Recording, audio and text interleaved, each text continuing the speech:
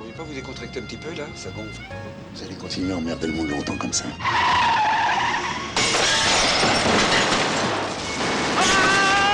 Je glisse!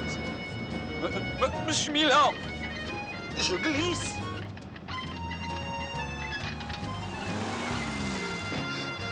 Je vous en donne du souci, hein. Vous vous êtes collé un drôle de boulet au pied, je vous le dis, moi, hein. Les petits coups d'œil, c'est terminé maintenant. Vous allez me foutre la paix. C'est pas la peine de se mettre en colère. Calme, là. Moi, je suis calme. Calme, puis je suis très calme. Oh merde. Si là, je l'ai grillé, hein. Faut pas vous laisser seul une seconde, hein. Enfin, Pignon, qu'est-ce que je vous ai fait?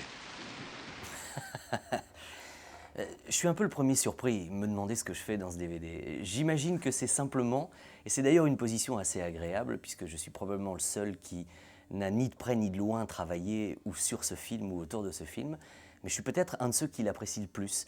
Je suis vraiment très fan de L'Emmerdeur depuis toujours.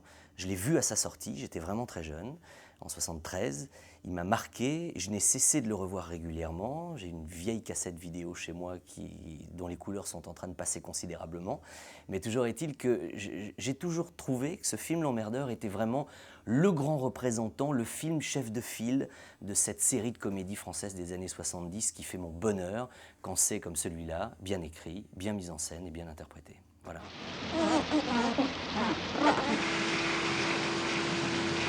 Il y a une chose qui me semble importante dans la structure du film, ça c'est complètement weberien aussi, c'est ne pas perdre de temps, aller à l'essentiel. Quand vous revoyez le film, vous vous rendez compte que ça commence tout de suite. Il y a très peu de dialogue, ce qui est quand même souvent courageux de la part d'un homme, d'un dialoguiste, de ne pas avoir tendance à déjà faire parler beaucoup ses comédiens dès le début. C'est-à-dire que là, le film commence, on nous met en situation deux personnages, on va les faire se croiser relativement vite, parce que dès le premier quart d'heure du film, ils sont tous les deux dans leurs chambres respectives dans l'hôtel. Donc, unité de lieu, unité de temps, unité d'action. Je ne veux pas dire qu'on est dans une tragédie grecque, mais on sent qu'il va quand même se passer quelque chose d'important.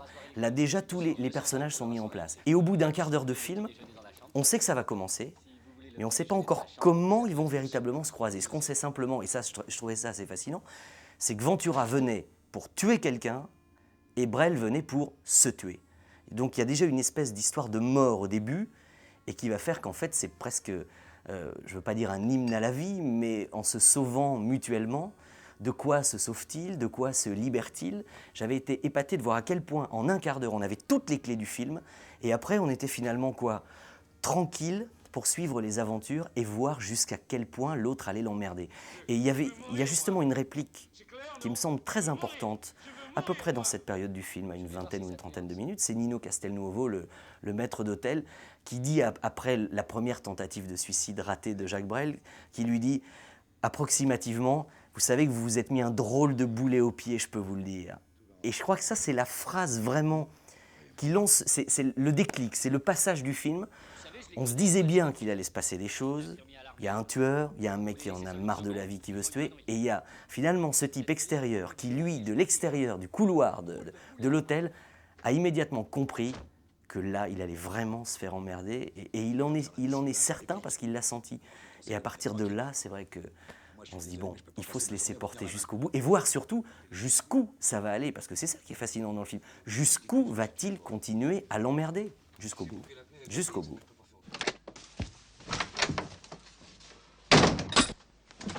Ça, je suis bien content.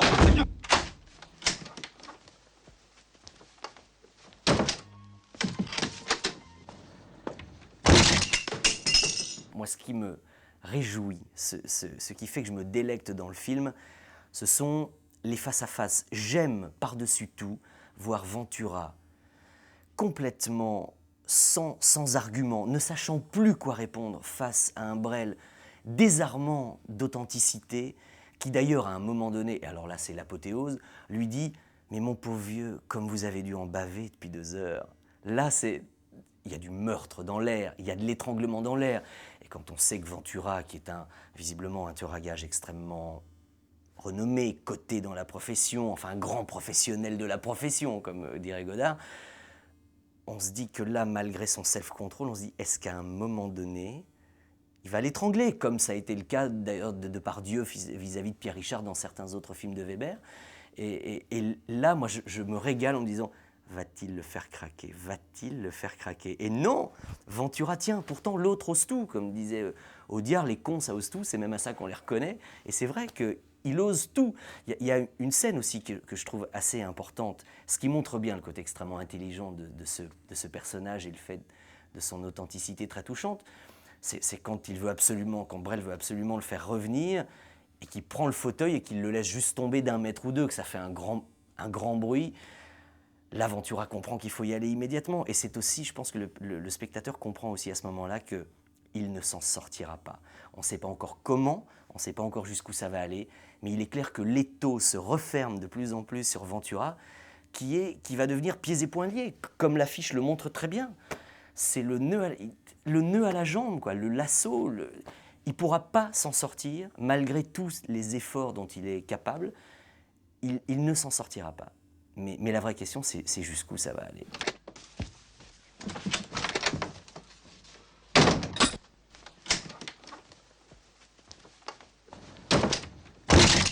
Il y a une chose que je trouve très frappante avec Francis Weber, en dehors du fait d'être un merveilleux raconteur d'histoire et de prendre, on le sent, un plaisir énorme à mettre sous son microscope, parce que ça va au-delà d'une caméra, franchement, la plupart de ces histoires, c'est de mettre des personnages un peu comme des animaux qu'on observerait à travers un microscope, c'est d'arriver quand même à faire de nous, les spectateurs, de véritables marionnettes.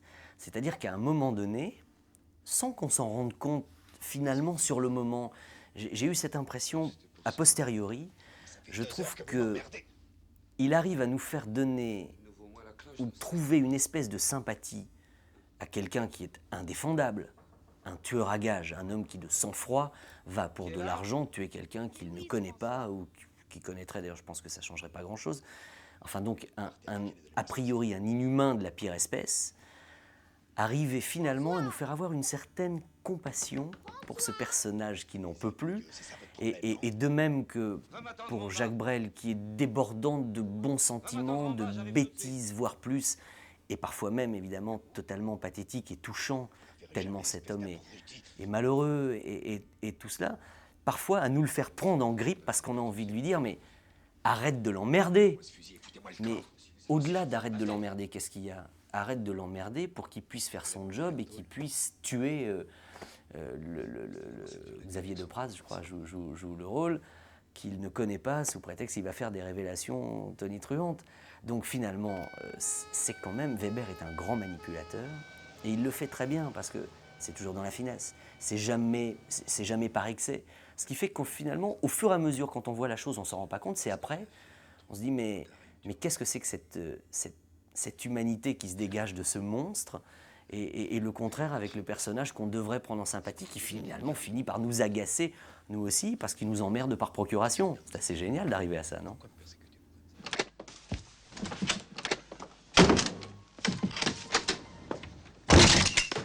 Et ce que j'ai trouvé passionnant aussi, et c'est ce qui fait peut-être le côté un peu culte de ce film, c'est que c'est quand même la mise en place du système Francis Weber, de ce système de 2 personnages, d'un tandem avec un emmerdeur, un emmerdé. Ça n'a jamais été aussi loin avec Pierre Richard et Gérard Depardieu. Encore que dans Les Fugitifs, on n'était peut-être pas si loin de ça.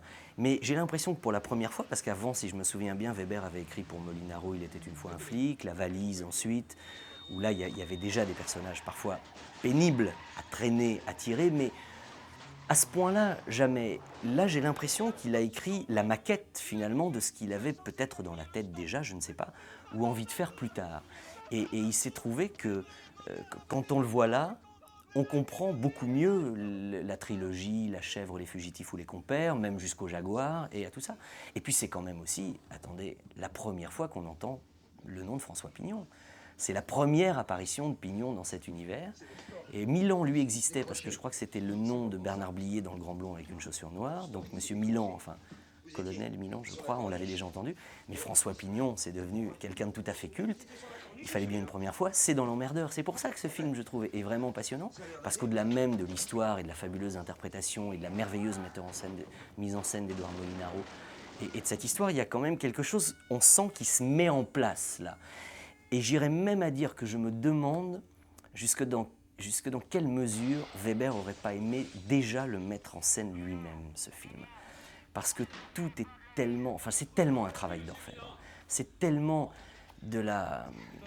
Vraiment, c'est fait à la virgule près, avec une telle précision, c'est une telle mécanique implacable que n'aurait-il pas voulu pouvoir gérer son film du début à la fin, c'est-à-dire l'écrire, le dialoguer, le mettre en scène?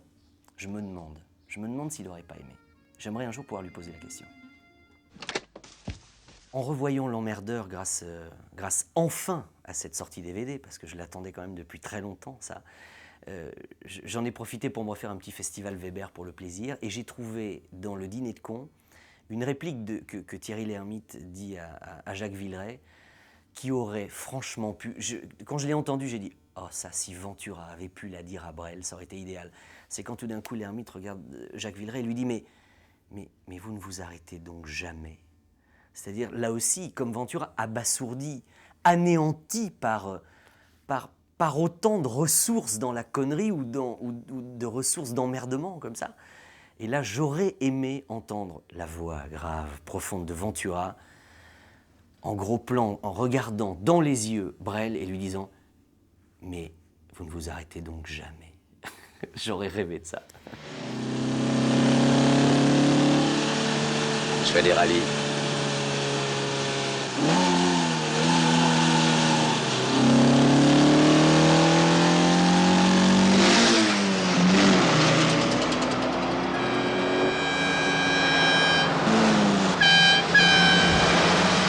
Connard!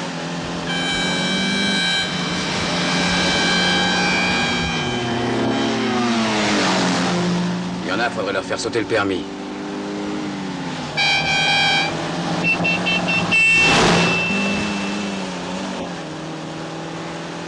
Ça va? On y sera dans 2 minutes.